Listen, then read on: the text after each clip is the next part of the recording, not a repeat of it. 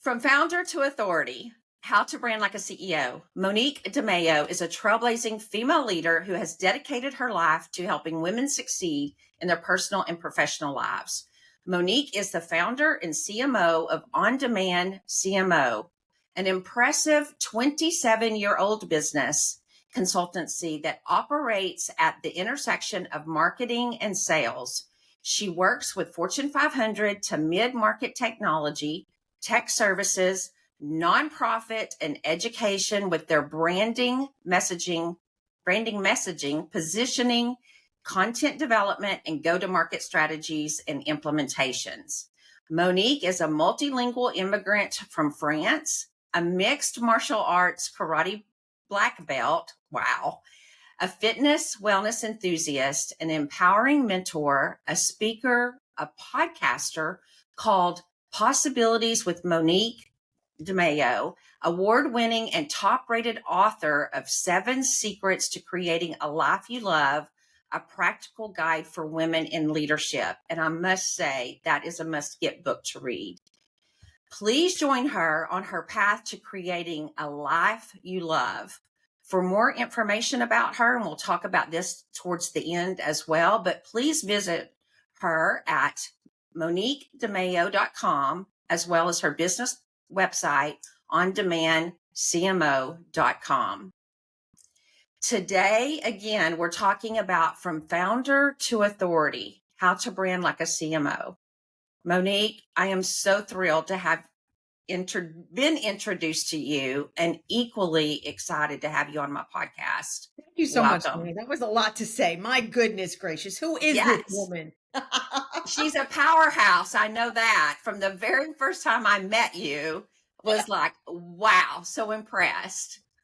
Same, but different, my friend. Same, but different. Yes. Good to be here. Thank you. Yes, it's my pleasure for sure.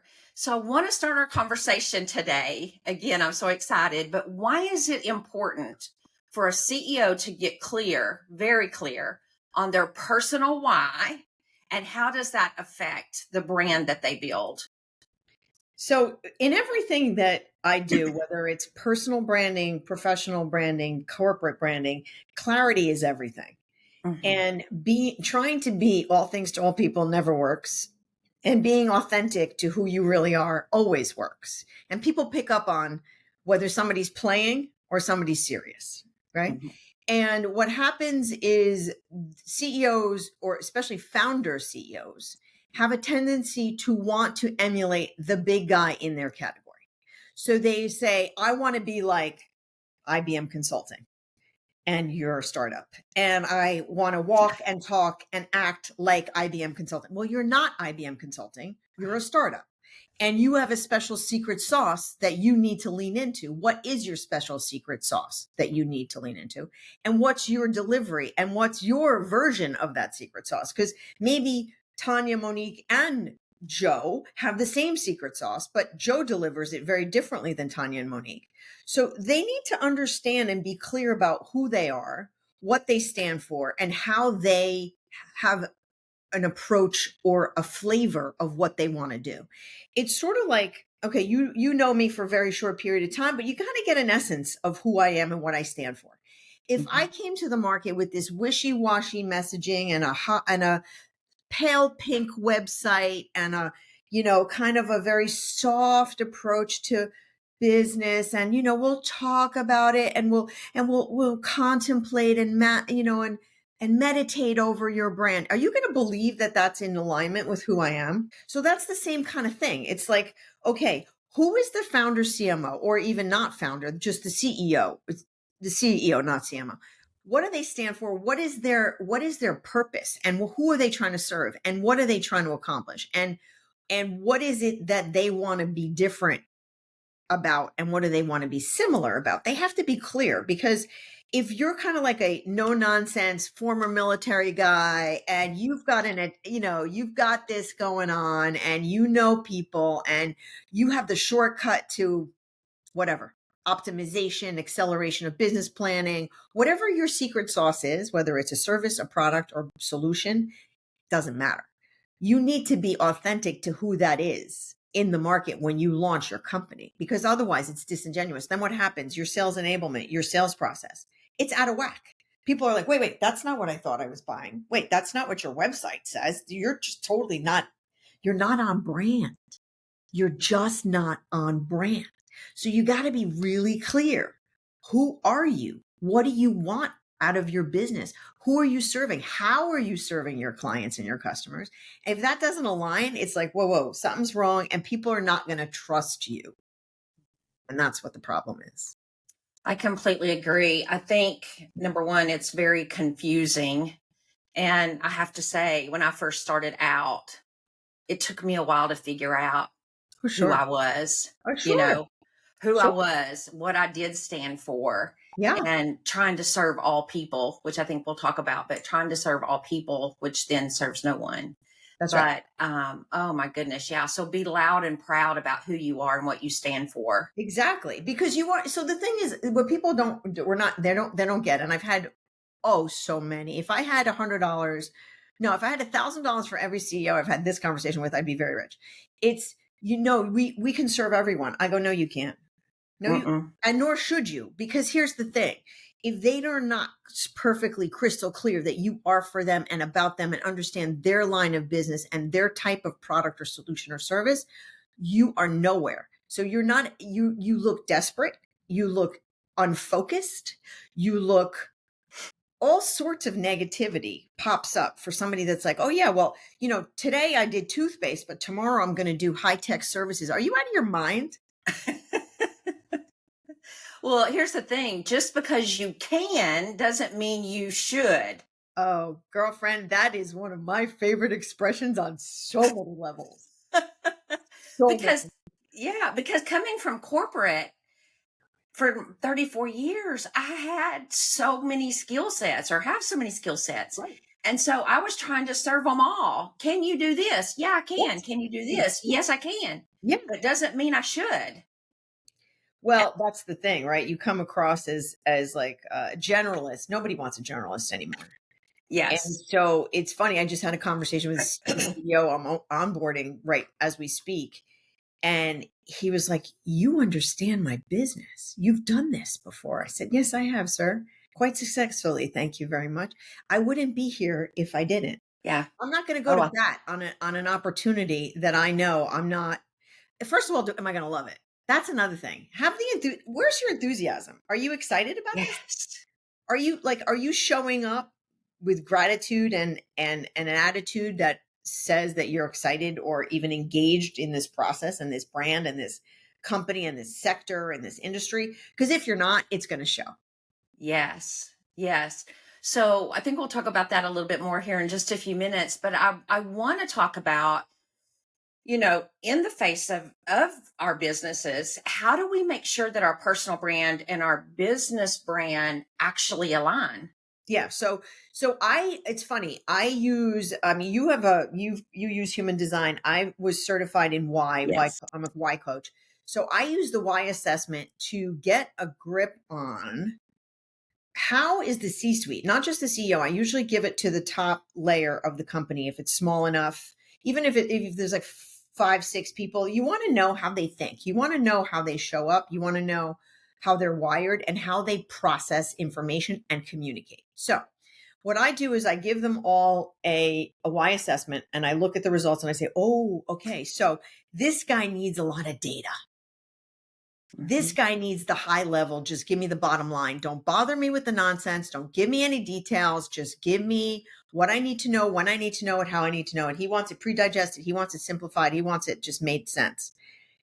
Now the other person needs a lot of trust. So they're not going to give you an entree into how they think or why they think a certain way because they're slow on trust. And for them, if you don't pass certain milestones in this process, they're never going to give you their honest feedback.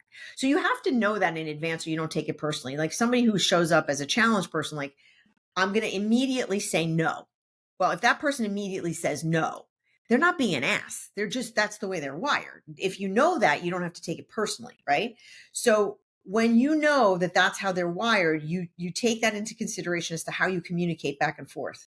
So if you have a team meeting, I'm going to talk to Susie differently than I'm going to talk to Monique or Tonya. And then Joe is going to I'm going to stress certain different points with Joe because I know how he's wired, right? Now, then it's okay. What about the company? The brand of the company needs to be similarly wired, right? So if Joe is a give me the bottom line kind of guy, and his sales process should line up with his brand and how he communicates, because if he's going on customer, prospective sales calls or talking to investors or talking to people that want to do business with him, you can't be fluffy and mushy. Because he's not going to deliver on that promise. So you need to make sure that your tone, your voice, your graphics, your go-to-market, your messaging, your positioning, where you advertise, how you advertise, lines up with what the C-suite is going to deliver when they go to market. Does that make sense? Oh, very much so. Very much so. So then I guess, as you're going in to talk to them, if you've got multiple in the room, you've got to make sure that you touch on each of those points in your presentation. Yes. And so you want to make sure that also it's the voice and the brand of the external brand, right? So who's going to be seeing the customer? Who's going to be engaging with them? Who's going to be talking to them? How are we going to be talking to them? What tone and manner are we going to? So when you do your brand identity and your brand guidelines, you really have to take tone, manner, voice, and story into account. And so I spend a lot of time in the upfront building the foundation, because if I build a weak foundation and we're talking about what colors the shutters are, it's stupid. It's just a waste of time and energy. I don't play like that. It's like, you got to build it. You got to take the time that you need to make sure that your brand aligns with the C-suite or whoever's going to talk to a prospect. If that story doesn't line up, you're not going to be successful. So talk a little bit more about how the CEO can use storytelling to build that brand and connect with people. So I think everybody resonates with storytelling, and it's an old, now everybody's talking about that science and those points. The storytelling has to resonate with your prospect and your customer in a way that gets you heard and considered on a better footing. And what do I mean by that? I mean, if you have a CEO that created a product that solves an industry problem because he was once a customer, as an example. Right. Everybody wants to hear that. I know how you feel. I want to hear about that. Why did you start this company? It's the why. People want to know. They don't know. They don't care about the what so much. They want to understand the why. If your why is compelling, why did you start your company? Well, I noticed there was a lack of X in the industry, and I didn't like the way the Y delivery system in our industry worked. And I didn't like the way that the Z procurement process worked in our industry. And I didn't like whatever. I started my business OnDemandCMO for that exact reason. I didn't like being served by agencies back in the day that gave me a one size fits all solution. It was like, this is your retainer. This is what you're going to pay us. And you're going to get this, this, this, and this with that retainer. Okay. I love that. Okay. But I don't need the Y. I don't need A, B, and C. I need more H and I need a little M, but I definitely don't need ABC because I have a staff that does this and I have this and that. Oh, well, okay. Well, that doesn't really matter to us. Well, yes, it does. To me, it does, because I'm the customer. So if I can't get what I need, when I need, how I need it, I don't want to deal with you. So I created OnDemandCMO in the model and version and truth that I wanted to be served as a client. So, because I knew how clients felt, and I said, well, there's got to be a better way. This is the way to do it. So that's the kind of thing where storytelling makes sense, because now I can tell my story. Or, women in leadership and women empowerment. Well, I didn't come out of the womb like this. I got a lot of bumps. I got a lot of bruises. I got a lot of black and blues. I got a lot of stuff going on. So how did I get to be the Monique DeMaio brand of today? I fell on my face a lot. I got beat up, literally and figuratively. So after these experiences, you become a different person. I had a choice. Do I become a victim or do I rise above and kick some ass? Okay, well, I chose the latter because the other one didn't really serve me, did it? So choice, right? So I think the storytelling and how you got there and why you chose to do certain things as a business owner is so compelling for your end user customer and your buyer, because it's true, it's authentic, it's real, it's raw. That's great. Like, nobody wants to buy from somebody who's pretending. No, yesterday I was at a networking event and they had asked me to speak, so and share about my business, and so I had several minutes to talk. And what is interesting is exactly what you're talking about, because as I shared, there was a Q&A at the end, and so they came back and they wanted to know, how did you get into what you're doing? Because I had Oh, talked about a transition okay. from what I first started doing to what I'm doing today. Right. And it was the storytelling of how I got to where I am today. And they were so fascinated that then all of the questions came from that point. And so, yeah. Yeah. And then I had several people say, I want to connect with you later on a call Sure. because I want to know more about that story. There you go. So, yeah. And they want to know more so about real. the story, which is code for, I want to know more about you and how you did it. And Yes. can I replicate your journey successfully?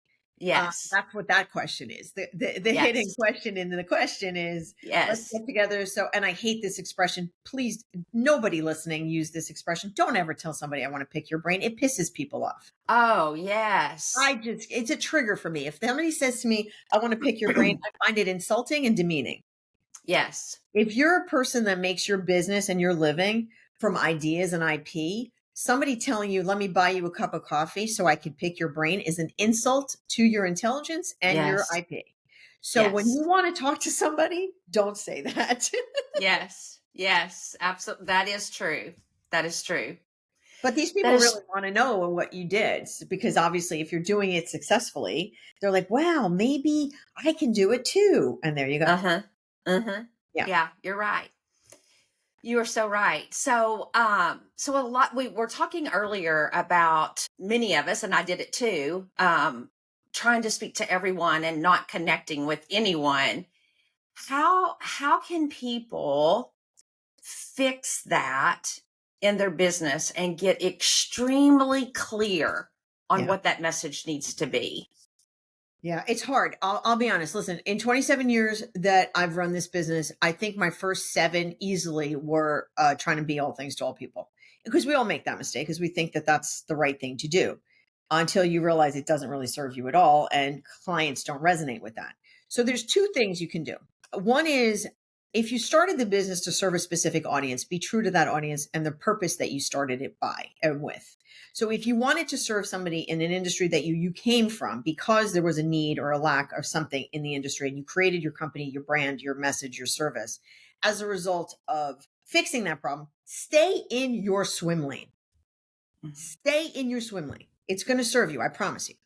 Look at the ecosystem of that swim lane. Is it resellers that are in that swim lane? Is it, buyers that are tangential to the product that you are selling? Stay in that ecosystem, in that swim lane, so that you can serve and you have credibility. They understand that you understand the industry, the business, the value prop, the problems. Stay in that swim lane. So then if you're, let's say you're a later stage or a mid stage organization, and you're stuck and you're plateauing and you're not growing anymore, and you don't know why, the probability is that you're trying to be all things to all people. So this is the exercise I run people through. I'll say to the CEO and CFO, we need to do a deep dive analysis on your client base right now. So we all know that the 80-20 rule is usually in effect, and that's fine. So we start with the client list done by most amount of revenues to least amount of revenues. We look at profitability analysis on all those clients based on revenues. We're going to see a relationship. Who is your tall, dark, and handsome? I'll tell you who your tall, dark, and handsome is. The one who gives you the most amount of revenues in the most profitable way. That's your tall, dark, and handsome. So then you look at these companies, customers, profiles, avatars, however you want to call them, and say, what do they have in common? Where do they live? Where do they breathe? Where do I find them? And how can I get more of them? Right. the $1 million question. That is so good. And so then that's how they start moving out of the problem that they're in, because then that's where they need to go focus. That's how they need to fix it all. That's right. Yeah. So where does pricing come in? How does that connect? So obviously, if that's where their target needs to be, they're going to see that that's their higher ticket client base. Maybe not. Maybe not. Maybe So not. talk about that. Well, you don't know, because if you're running a SaaS company where you're doing subscription services and you've got 3 offerings, typically speaking, people will push the middle level offering. If you're bread and butter and you can't make a decision that premium pricing is the way to go for every brand or every execution of a brand, because it may not be.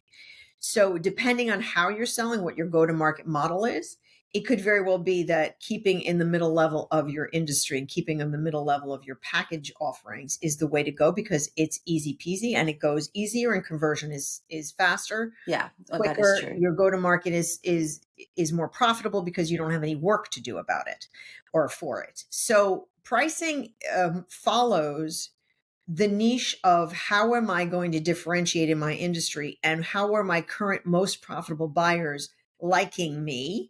Where and how are they buying my fill in the blanks, product, solution, service, whatever?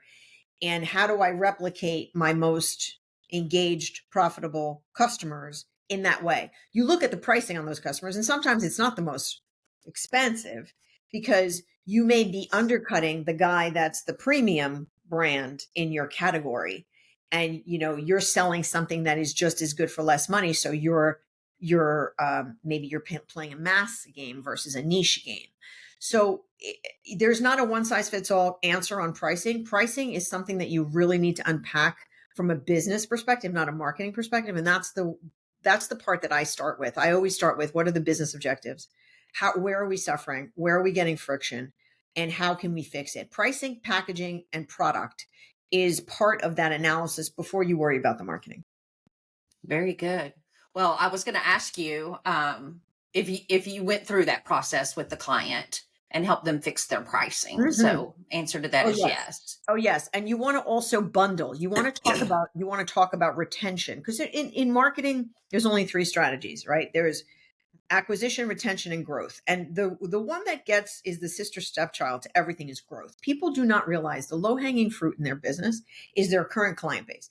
Mm-hmm. I guarantee you, it's 100% always the case. Your customer is going to relate to you on the thing that they buy from you. They're not going to remember, know, or care until you make them care that you do these other 2 or 3 things that are completely relevant to their business. They're buying you for the one thing, so they think that's what you do.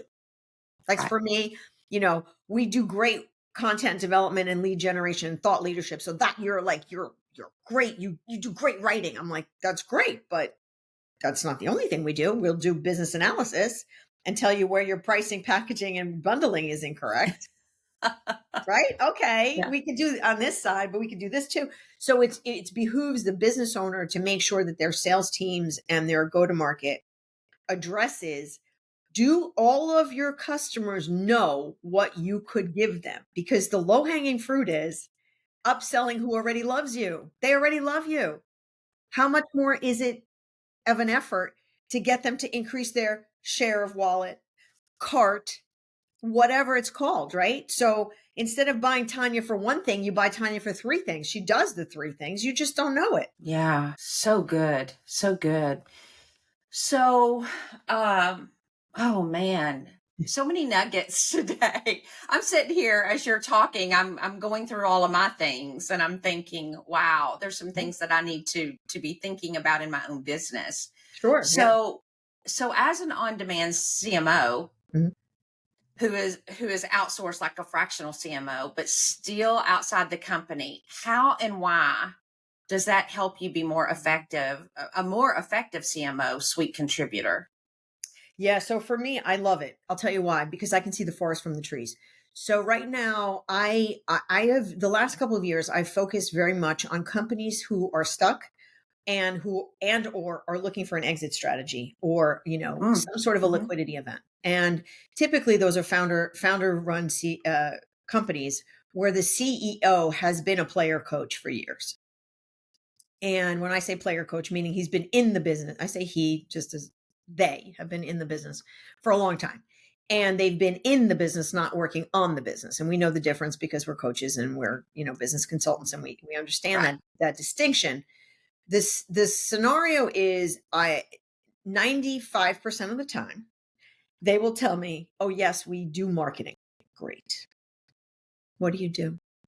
Well, we do a little of this, and we do a little of that. We do some of that. We do some advertising here. And we do some Google AdWords here. And we just did a new website. It's not really driving any leads. Really? Okay. What's your story? Okay. So what I find out is that everything is ad hoc. Nothing ties together. There's no overarching strategy. And when people use the word strategy, by the way, 90% of the time, it's actually tactical. Social media is not a strategy, people. Let's get a grip on ourselves, right? It's a channel. Just like back in the day, you bought network TV or cable TV. Now you can buy another channel. It's called Facebook or Meta or, TikTok or this and that and the other thing. It's still a channel. It's still media. And you're still trying to drive a message to an audience in a location where they are. Okay, we're clear on this. It's not a strategy. That's just a distribution channel. It's where you put your stuff. It's not how or why you put your stuff. So being an outsider, being a fractional CMO that's outsourced, I can see the forest from the trees. I also typically will have a lot of competitive IP that I know about the industry that I'm talking to this C-suite about, and I'll be able to give them context for the content that I'm providing. So I'll say, well, based on what your competitors are doing, or based on what I know about the industry that is creating a downturn, because right now we're dealing with potential tariffs and and that will impact you in this way and that way. And we need to be proactive about, if this happens, we do this. And if this happens, we do that. Right. So everything ties together. When I create a marketing plan with my staff, it's something that will trickle into everything that they do. So it's unified. It's supporting the overall story. It's supporting the brand. It's supporting the value proposition. And I'm not just doing stuff. I have metrics. I have KPIs. I understand how to manage and monitor the success of different campaigns. So for me, I just think the short answer is forest from the trees, context, competitive. If you've been in your business for 30 years, you've been in your business for 30 years. I've been outside of your business, looking at your business for 35, 40, whatever. And I can give you some insights that you don't see for yourself because you're too down deep in the weeds right now. Wow. I love that. So let's take one of my clients. I have a client that really needs your services. And that client, let's just say, is extremely working as an employee in their business. Sure. And they've got the funds to work with you. And the outside of their business.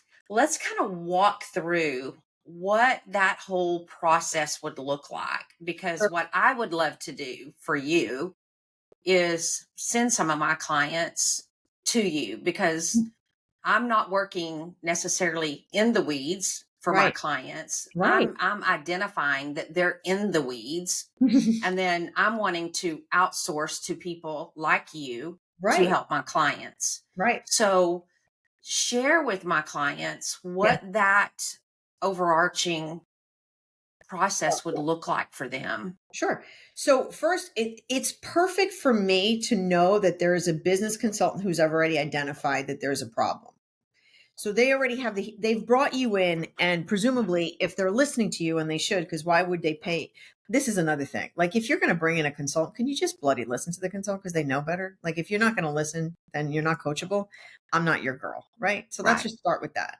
If you don't want to hear that maybe you have, 10 babies and 5 of the babies are really great and 5 of them babies are ugly. You can't be coached properly. Okay. That's right. Nobody wants to say your baby's ugly, but in this case, we're trying to make you more profitable and make you more money. So you got to at some point say there might be some stuff that's not so good. Okay. So you've already come in and identified a couple of ugly babies and you're like, okay, let's fix them, right? So to use a really bad analogy. Okay. That's perfect because you have a company and or a CEO that's hearing you. That's the first part. You have to be willing to hear nothing is perfect. And at the same time, two things can be true. We can help you fix it. Okay, great. So you have now identified that this business is not optimal. What kind of information are you passing along to me that provides me some context for what I'm going to do as a process? So go ahead. No. So what have you, I will have done a time audit, a time scheduling audit, and I will know exactly where they're spending their time and how much time they're spending where.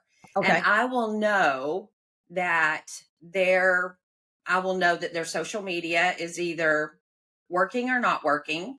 I will know whether they're doing any type of lead generation or not doing lead generation.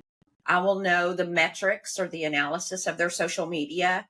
So, there will be things that I have done an audit on of their business, and I will be able to pass that information on to you. All right. So first things first, this is how it would work. One is I would say, okay, who do you think you compete with?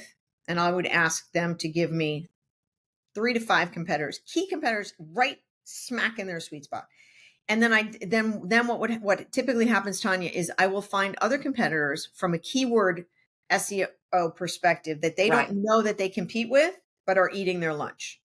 Just because digitally those people are savvier than they are. But okay, let's put a pin in that for a second. So we identify the competitors and we do an analysis of positioning, messaging, and SEO. So what is the keywords that your competitors are ranking on? What are the keywords that you might be ranking on? What are the ones that you have not claimed and have an opportunity to claim? And so on and so forth. So we understand contextually the landscape. That's number one. Number two, great. How are you doing and what's your story and how do you differentiate and is it working? I can tell you that after I look at the competitors, I look at the landscape, I probably understand their business or I wouldn't have probably been brought in. And then I say, okay, you walk, talk, and act like competitor A and B. That's a problem. All right. So next step, let's look at your customer list. Let's look at who your tall, dark, and handsomes are. Let's look at where your revenues are coming from. Let's look at where your profits are coming from. Is it by product or service, or is it by industry, or both? We need to dissect where you're getting traction and why. And if we understand where you're getting traction and why, then we can replicate and model and reverse engineer more clients like that 1 or 2 or 3 or 4 that is driving the majority of your profitable business. Because business is business, but if it's not profitable business, we don't want it. So I spend a lot of time with the C-suite understanding their P&L. And remember, I'm an MBA first, and then I worry about marketing. I haven't gotten to the marketing yet because I don't know what your business problem is, and I don't know who we're chasing. So for me to tell you about your social media is kind of pointless at this stage of the game because I don't know which baby's ugly, right? Is it your products? Is it your solutions? Is it your packaging? Is it your pricing? Are you chasing the wrong kind of customer? I need to understand all of that before I give you a marketing solution. Next step, look at your marketing. Okay, you got a little bit of this, you got no lead gen, you got no premium content, you got no thought leadership, you don't have a brand, your CEO doesn't have a brand, nobody knows him or her. Okay, so we got a little bit of problem with the products, we got a little problem with the C-suite because we don't know them, we don't trust them, we're not out there with the story. So then we come up with the marketing plan, we come up with the positioning, what's the messaging, what's going to show up in all of your marketing, what's going to show up in your sales pitch, in your website, in your social media, in your LinkedIn profile, and any ads you do. What is your story and why should we care? That's the next step. And then we go to market. So you got to do all that stuff because if you build the wrong foundation, you're chasing an ugly customer. Nobody wants to do that. That's the process. Phenomenal. I love it. Start with the basics. Yeah, start with the basics. You got to look at your data. Your data does not lie. So here's another thing, just a quick note. Some companies founder own, you typically will have a little bit of a problem identifying profitability. That is something I make them do. So I said, look, I don't want to just focus on your revenue because revenue can lead you down the wrong path. Mm-hmm. Did it take you all year and all of your resources to support that one customer that gave you that $1 million? Because if the answer is yes, you're better off with 4 clients at 250. Mm-hmm. Right? So you have to look at your service delivery model. You got to look at what is profitable and what can your organization fulfill on. Because oftentimes, and I just had this same client that I'm onboarding right now, he's like, well, we're targeting 250 to $1 billion. I said, absolutely not. I'm not working with you. If you're targeting 250 to $1 billion, I'm not your girl. Because the go-to-market on $1 billion profitable client customer is a completely different engagement model than a 250. So we can't play that game. You cannot be enterprise and mid-market at the same time and be effective and successful. So you need to know who you are. And I help them figure out who they are. Wow. So impressive. So impressive. You're a powerhouse, girl. You're so fun. Powerhouse. You are. Yes. Okay. So before we end today, is there anything additional about branding, marketing, content creation that we've not talked about that you want to leave with the audience today? Yeah, I think the one thing I would say is don't assume that your marketing is strategic. Just because you're doing marketing and you're spending money doesn't mean it's effective. And so you really need somebody that doesn't have a vested interest in selling you something. And let me give you an example of what I mean by that. We're completely agnostic. I don't get paid if you have HubSpot, if you have WordPress, if you have Google AdWords. I don't get paid like that. But if you're buying or you're using an agency that gets paid on clicks, my friends, you are going to get a lot of clicks because that's how they get paid. If you have an agency that gets paid on selling a HubSpot, you're going to have HubSpot. Guess what? That's how it works.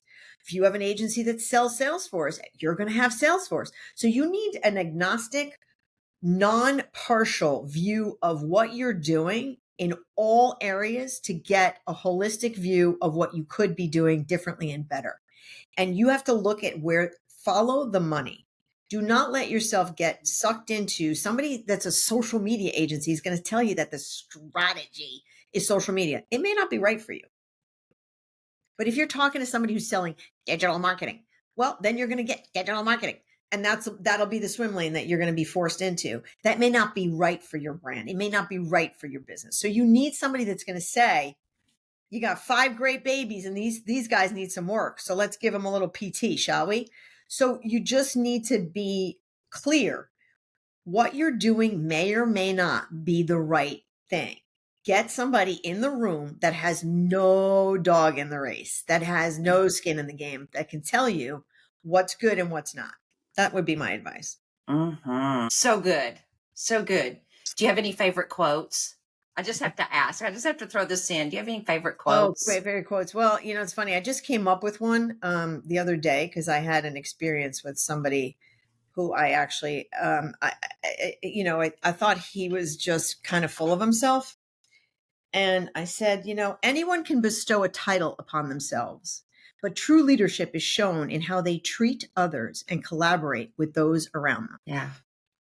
Say that one more time. I have to ask you to say it one more time. Absolutely. Anyone can bestow a title upon themselves, but true leadership is shown in how they treat others and collaborate with those around them. Wow. Such power. Wouldn't you guys agree? She's a powerhouse. Wow. So how do people get in touch with you, Monique? So I can be found on LinkedIn, Monique DeMaio, DeMaio. I always like to say that, or MoniqueDeMaio.com or OnDemandCMO.com. Pretty findable, but just drop me an email, send me a LinkedIn request, let me know how I can add value to what you're up to, and hopefully we can make it better. You have a women's retreat coming up. Do you want to mention that? Mentioning that, I do. I have a women's retreat, which basically takes people like Tonya away for 3 days and has them look at their life, business and personal, and figure out how they can, create a life of intention. So my book, which I wrote, now it's going to be 2 years in October, Creating a Life You Love, is the baseline for intentionality. And so if we do a couple of small things in our worlds, women will show up fully expressed and having a great life. And life is not simple, but it can be made easier. So the retreat is meant to break down like where you're sensing friction, where you're trying to be a better version of yourself, where your life isn't working, where your life is working, so we can do more of it, creating joy, scheduling things that give us joy, doing all the things that have us just feeling and, just being happier. And who doesn't want to be happy? So the last Absolutely. retreat I did was in October. This one is May 2nd to 4th in New Jersey on the beach. So I have 2 spots left. So hopefully somebody wants to give me a shout. It is an application only because I want to make sure the right women are in the room. And if you're not up to something and you just want to, contemplate your navel and be stuck in excuses why your life sucks and you don't want to change, I'm not interested in having you. Only the best. She only takes the best, and I don't blame her. Her book is phenomenal. Highly recommend it. As soon as I found out about it, I grabbed it and started listening. It's wonderful. So for those of you listening, if you have gained even one tip, one aha moment, or something that you could take and create a strategy, I want you to leave it in the comments, or even better, share this podcast with someone who needs to hear it. You will be a great friend for doing it, I promise. Making deposits into someone else's success is a great thing. We appreciate you for joining today. And until next week, I want to challenge you. Take action on at least one thing that you took away from today. Information without action gets you absolutely nowhere.